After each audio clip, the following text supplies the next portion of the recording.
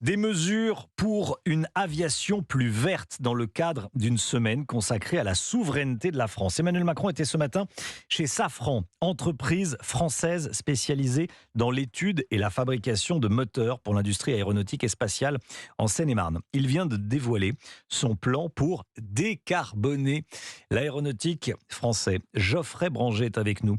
Vous êtes sur place pour Europe 1. Geoffrey, Emmanuel Macron qui est venu pour faire des annonces majeures pour la filière. Oui, le président de la République se voit déjà comme le pilote de l'avion bas carbone dans le monde. On doit avoir un objectif simple, c'est que nous, Français, on doit être les champions de l'avion ultra sobre.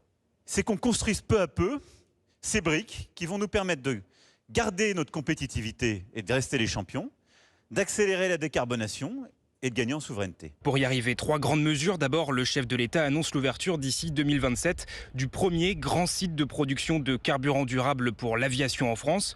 Un carburant issu de déchets, d'huile usagée ou encore d'algues.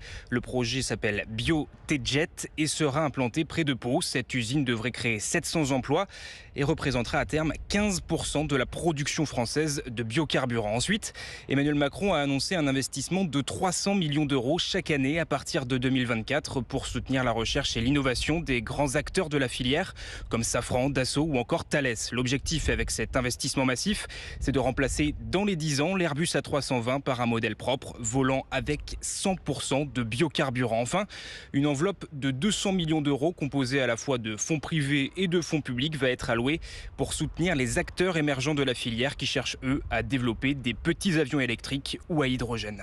Geoffrey Branger.